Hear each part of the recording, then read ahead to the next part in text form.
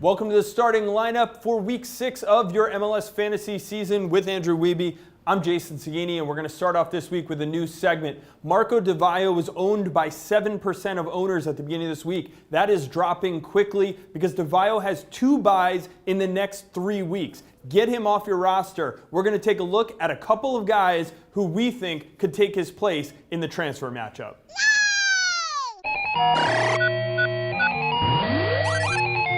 Players we're looking at, Robert Earnshaw and Jairo Arrieta. You think it's Earnshaw? Yeah, he's the top point getter among forwards in MLS Fantasy Manager so far, and he's got Luis Silva back and healthy to provide him with service. So far, it's been mostly PKs and opportunism, but with Silva back, he should start to get those chances from the run of play. I know what you're going to say, Jason. FC Dallas this weekend, tough matchup, but 2 out of 3 at home makes me think Earnshaw's a good bet. All right, for Arrieta, I'm looking at the next 3 weeks as well. Against the Philadelphia Union, the Crew put up 5 goals in the last 2 meetings. Arrieta had 2 of them. He is a guy who's going to score goals. Montreal next week is a tough matchup, but they've lost a little of their shine after that loss to Sporting Kansas City. And then they play the Chicago Fire. We all know the struggles the Fire are going through. Last season, these 2 teams played 3 games, no shutouts in them. Goals are good. All right, now taking a look at the fan questions that have come in.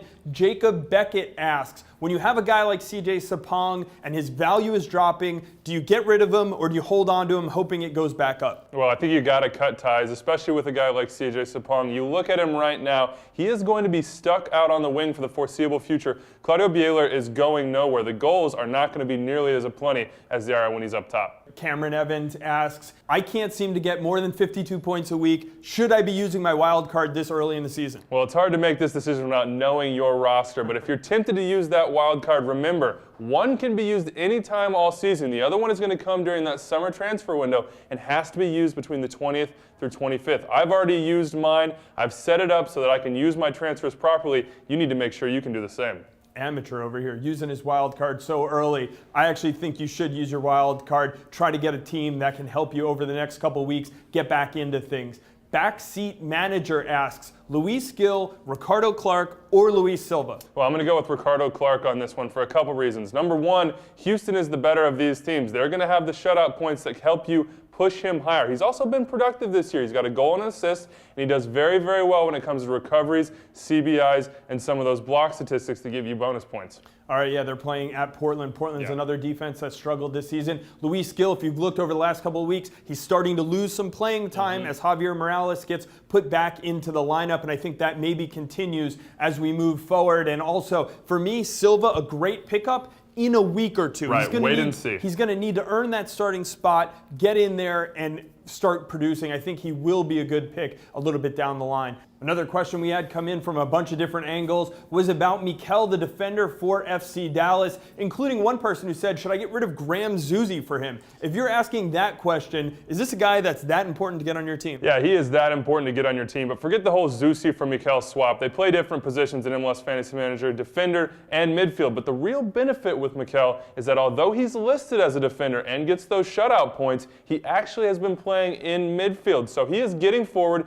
he's getting you your crosses, your key passes, but he's also really getting a lot of CBI and recovery. That is a bonanza of bonus points. And last week, without a goal or assist, 10 points from Mikel. I've had him for 2 weeks. Grab him right now. He'll be a huge benefit to your team. All right, another question that we had coming in from all angles was about my captain. Who should be my captain? A lot of different guys thrown out there. So Andrew and I decided on another new segment, this one called Oh Captain, My Captain. We're going to give you our top picks for captains this week. Well, let's start with the obvious one. Graham Zusi in Kansas City is the best player in MLS Fantasy Manager, and if you have him, he should be wearing the C for your team. On the other side of things, if you're among the 60% who doesn't, what are you thinking? This is a guy who has not scored fewer than 8 points in any of his 4 weeks, and he has a week best of 14. He is going to be a good play every single week as captain. Moving on to Columbus, you heard Jason talk about him earlier. He expects goals against Philadelphia this weekend, and I expect the same. We had 5 shots last week. Nothing to show for them. This is the week that he breaks out in 2013. Going back to Kansas City, Aurelien Collin, a guy in defense, and you may be wondering, Why waste my captaincy on a defender? But consider this, 8 points, 9 points, and 8 points his last 3 weeks. Just consider doubling that. Kansas City is starting to come together defensively, and DC United has just 2 goals in 4 matches. He is another good option for that captaincy. And then finally, we talked about him before. You should own him if you don't. FC Dallas's Mikel, he is a guy to play. He gets all the different bonus points. They have a great defense there. Certainly a guy you should consider if he's on your team.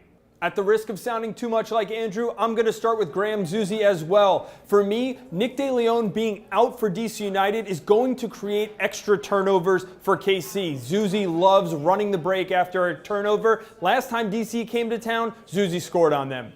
Higuain is my next pick for Columbus. He loves playing at home. 5 goals, 3 assists in his 8 games in Columbus, playing against a Philly team that, other than a shutout against a lowly New England offense, they've given up 6 goals in 3 games. Moving on, Brad Davis is playing against another struggling defense out there in Portland. The Houston Dynamo, they score 2 goals a game. Portland, they give up 2 goals a game. Brad Davis heavily involved in the Houston attack. You can mark him as your captain and feel comfortable with that. Finally, Chris Wondolowski. Yes, that Chris Wondolowski. He is getting Alan Gordon and Steven Lenhart slowly coming back onto the field. If they give him some minutes, you know how these guys play together. Chris Wondolowski will be the benefit of that. Also, they're playing against a Vancouver team that's playing their 3rd straight road game. In the previous 2, they've given up 2 goals each time.